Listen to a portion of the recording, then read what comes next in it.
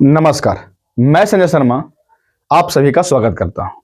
Friends, अगर आप social media चला रहे होंगे तो आप अवश्य देखे होंगे कि अभी सोशल मीडिया पर यूजीसी नामक ट्रेंड में है। यूजीसी नाम जो है अभी ट्रेंडिंग में चल रहा है। हर कोई जो है अभी यूजीसी का चर्चा ही कर रहा है। जहां देखिए वहां यूजीसी का कहीं विरोध हो रहा है, कहीं उसके बातों में कुछ न कुछ चर्चाएं हो रही है। आखिर यूजीसी है क्या? आइए हम इसको विस्तार से समझते हैं। यूजीसी जो है उसका फुल फॉर्म होता है यूनिवर्सिटी। यूजीसी यूजीसी का फुल फॉर्म होता है, यू से होता है यूनिवर्सिटी, जी से होता है ग्रांट्स एंड सी से होता है कमीशन।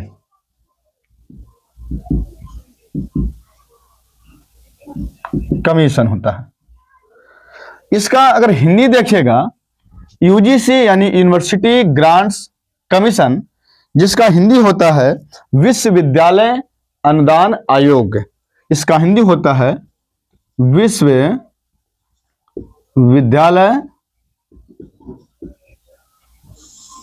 अनुदान आयोग। यानी जिसकी चर्चा हो रही है, मैं जिसके बारे में बताने जा रहा हूं, वह यूजीसी का फुल फॉर्म होता है यूनिवर्सिटी ग्रांट्स कमीशन, जिसका हिंदी होता है विश्वविद्यालय अनुदान आयोग। यूजीसी का स्थापना जो है 1956 में हुआ था। भारतीय विश्वविद्यालयों में एक समान और व्यवस्थित विकास को सुनिश्चित करने के लिए की गई थी। यानी यूजीसी की जो स्थापना है वह 1956 में किया गया। क्यों किया गया? तो कहा कि विश्वविद्यालयों में एक समान और व्यवस्थित विकास को सुनिश्चित करने के लिए किया गया था।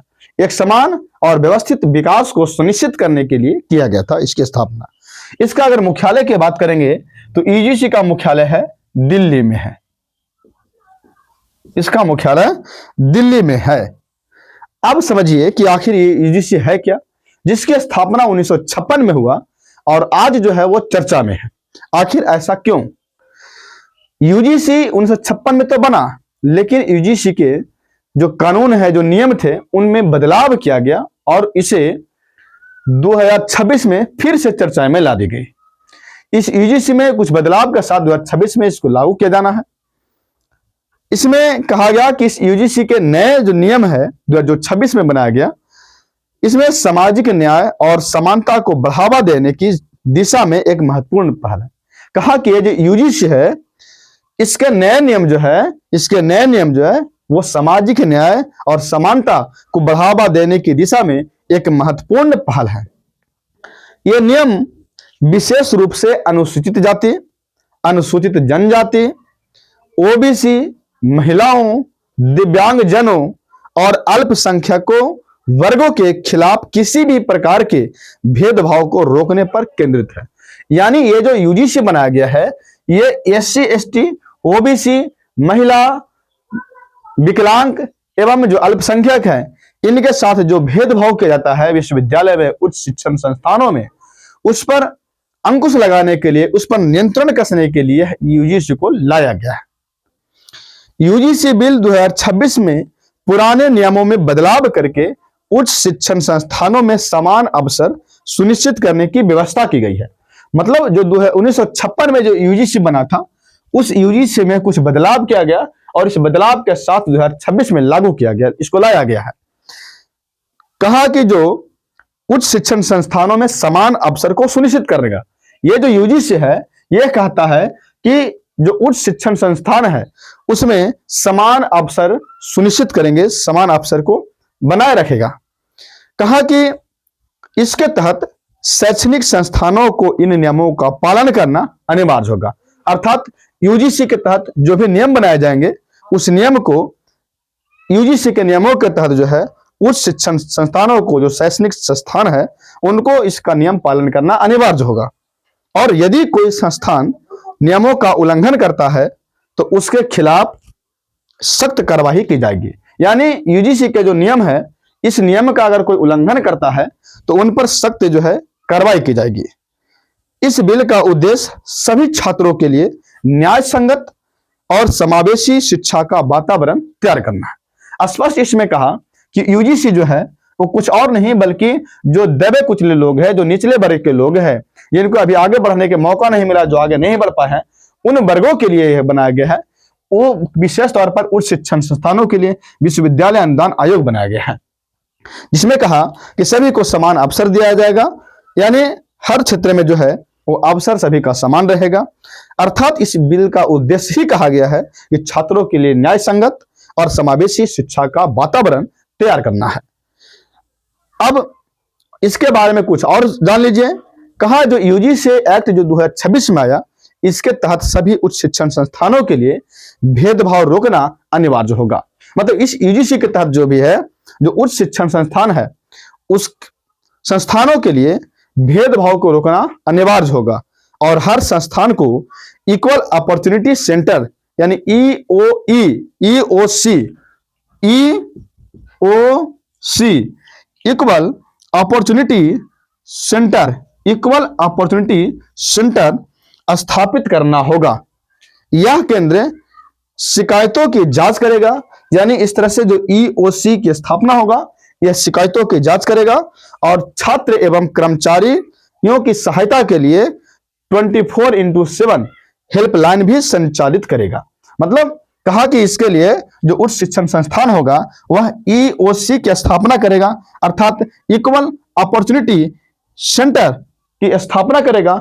यह जो है ईओसी क्या करेगा, तो शिकायतों की जांच करेगा। अगर किसी तरह से शिकायत मिल रहा है कि उन्हें समान अवसर नहीं दिया जा रहा है, तो उनको शिकायतों की जांच की जाएगी और कहा कि उनके शिकायतों के लिए यह जो है ईओसी 24/7 ये हेल्पलाइन नंबर जारी करेगा और वह 24/7 कार्य करेगा।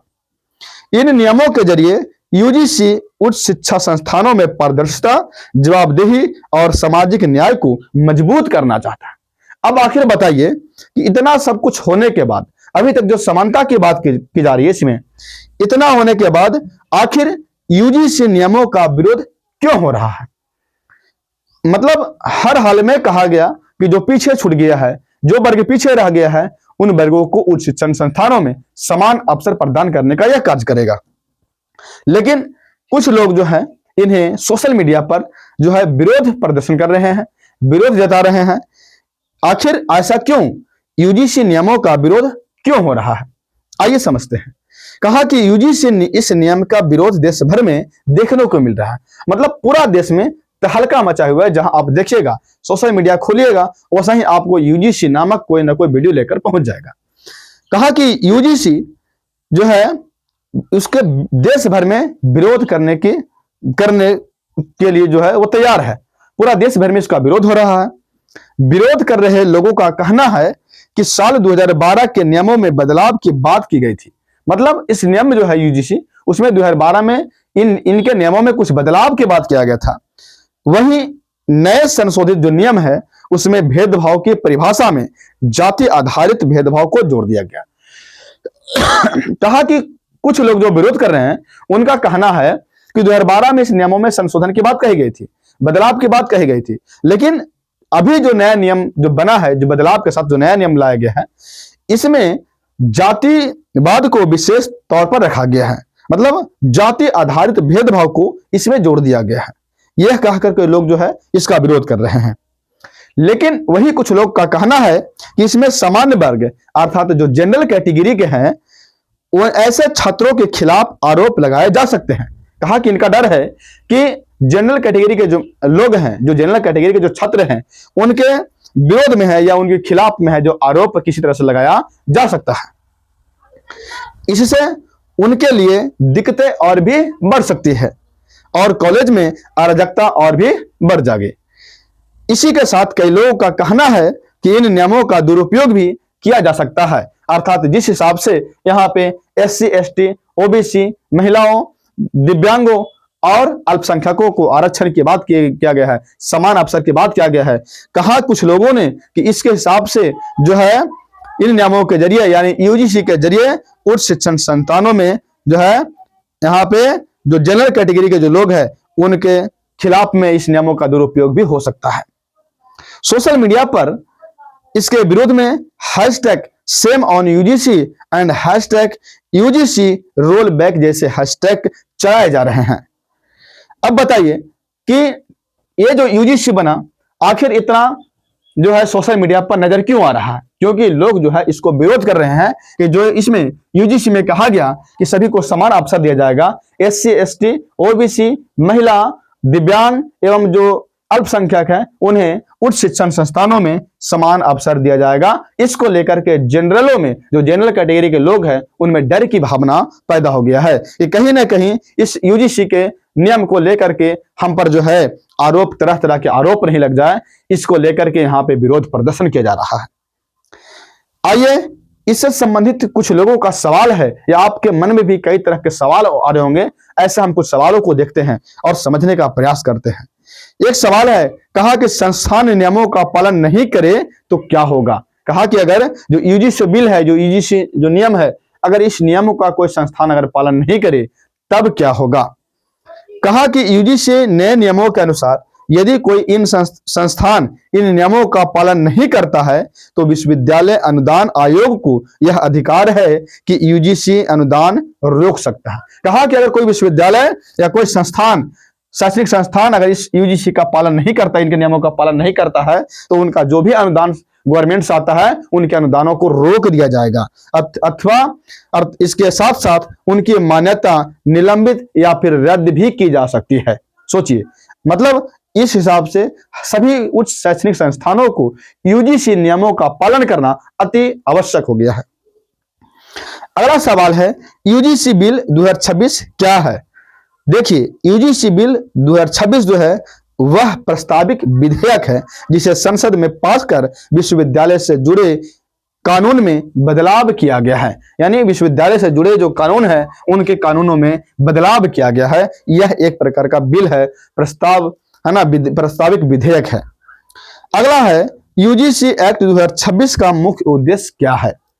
तो इसका देखिए, इसका मुख्य उद्देश्य है देश में उच्च शिक्षा की गुणवत्ता, पारदर्शिता और नियमन को मजबूत करना इस यूजीसी नियम का जो है मुख्य उद्देश्य है।